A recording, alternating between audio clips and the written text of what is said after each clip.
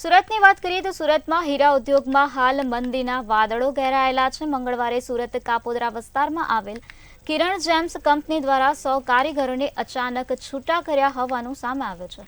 કાપોદ્રા સ્થિત કિરણ જેમ્સના કારીગરોને અચાનક જ છૂટા કરી દેવાયા હોવાનો આક્ષેપ રત્ન કલાકાર દ્વારા કરવામાં આવ્યો છે, જેમાં વધુ કારીગરોને બીજી કંપનીમાં ટ્રાન્સફર કરવાની વાત કરતા કર્મચારીઓએ વિરોધ નોંધાવ્યો હતો।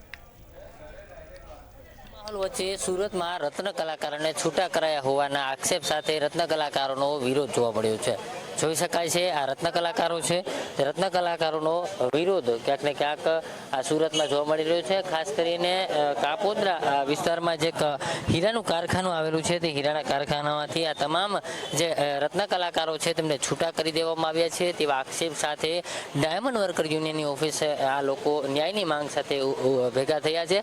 કહી શકાય જે પ્રકારે જે કર્મચારીઓ છે, જે રત્ન કલાકારો છે, ક્યાંક ને ક્યાંક છેલ્લા ઘણા સમયથી મંદીનો માર જે છે તે સહન કરી રહ્યા હતા, ત્યારે તેમને છૂટા કરી દેવાયા છે। આપણે તેમની સાથે રત્ન કલાકારો છે તેમની પાસેથી જાણશું કઈ છૂટા કરવામાં આવ્યા છે, શું કારણ દર્શાવીને છૂટા કર્યા છે।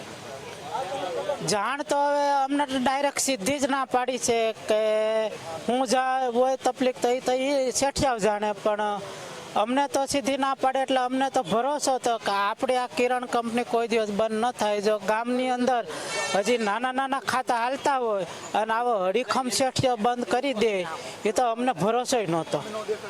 અને આ કલાકારો છે જેમને છૂટા કરવામાં આવ્યા, અમે અમારે કારખાનામાં તો 70-80 જેવા કારીગરો હશે અંદાજે, અને 70-80 કારીગરની અંદર તો અત્યારે હાલમાં એટલા હશે, કેટલા હોય બહુ ખાસ ખબર નથી 70 અંદર અંદાજ એવા, પણ આ સીધી જ ના પાડી એટલી અમને ખબર છે। પ્રવીણ કેસી વગર સાથે દિવેશ પરમાર, મંતવ્ય ન્યૂઝ, સુરત।